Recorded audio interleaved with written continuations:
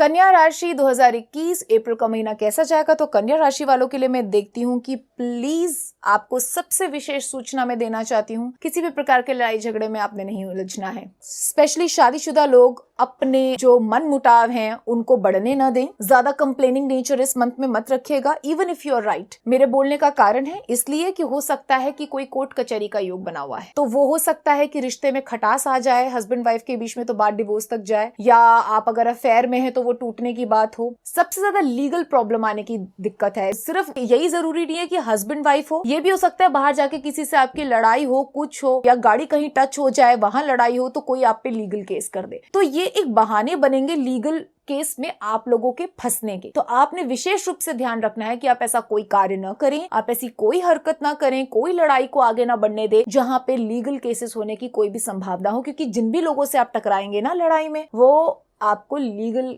Case में फंसाने की पूरी कोशिश करेंगे और वो केस जल्दी निपटेगा भी नहीं। तो ये बहुत बड़ी प्रॉब्लम हो जाएगी। आप तो जानते ही हैं कोर्ट कचहरी के चक्कर काटना किसे पसंद है, किसी को पसंद नहीं है। तो मैं आपको विशेष रूप से बता रही हूँ, ये बहुत इंपॉर्टेंट इन्फॉर्मेशन दे रही हूँ। कन्या राशि वालों को किसी भी प्रकार के लड़ाई झगड़े से दूर रहना है। अप्रैल के बाद देखना जो देखना है, वो भी मेरा प्रेडिक्शन सुनने के बाद कि कैसा प्रेडिक्शन आता है आपका। तो फिलहाल लड़ाई झगड़े को, टेंशन को प्यार से, समझ से, चाहे आप गलत नहीं है ना तो भी चुप्पी से बात को टाल के खत्म करने वाली टेंडेंसी आपने अपनानी है। ठीक है, अब हम आ जाते हैं रोगों पे। तो रोग हम देखते हैं कि मानसिक ही है, मतलब सारा stress, tensions, negativity, surrounded by negativities this month and I'm feeling really bad about this। लेकिन अगर आप अपने पॉजिटिव ऑरा को बिल्ट अप करते जाएंगे और बड़ा कर लेंगे तो ये नेगेटिव ऑरा ज्यादा समय तक ठहर नहीं पाएगा। ठीक है, रात्रि तभी तक रहती है जब तक सूर्य नहीं उदय हो जाते। बादल ढकते हैं सूर्य को, कभी कभी परेशानियां सूर्य को भी ढकती हैं, बादल ढकते हैं, लेकिन फिर छट भी जाते हैं। वो ज्यादा समय के लिए नहीं ढक के रख सकते, है ना,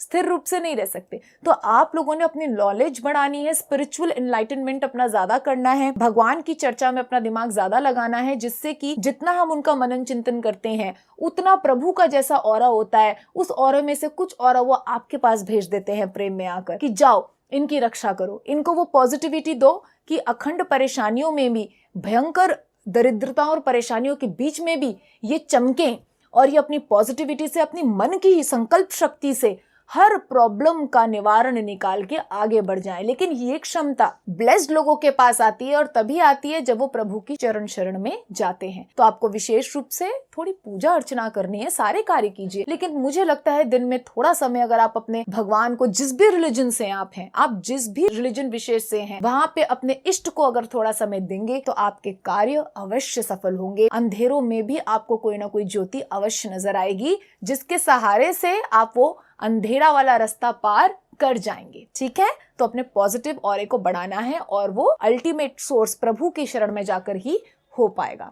विशेष रूप से ध्यान रखिए। अब हम आ जाते हैं लकी नंबर और लकी कलर पे। तो लकी नंबर आपके लिए निकल कर आ रहा है 9, जो आपको होश में रखेगा, लड़ाई झगड़े में नहीं पड़ने देगा, और 5, सूर्य की तरह प्रकाश फैलेगा आपके जीवन में। ठीक है, और साथ ही लकी कलर आपके लिए निकल कर आ रहा है येलो एंड ग्रीन। तो इन दोनों कलर्स का यूज कीजिए एंड प्लीज ध्यान रखिएगा, मैं अनुरोध करती हूँ आपसे कि कोई लड़ाई झगड़ा इस महीने आपने किसी भी फील्ड में नहीं करना, अवॉइड करना। Even if you are right, आप चुप होके पीछे हट जाइए, आप हार मान लीजिए, क्योंकि उसी में वस्तुतः आपकी असली जीत होगी। ठीक है, धन्यवाद।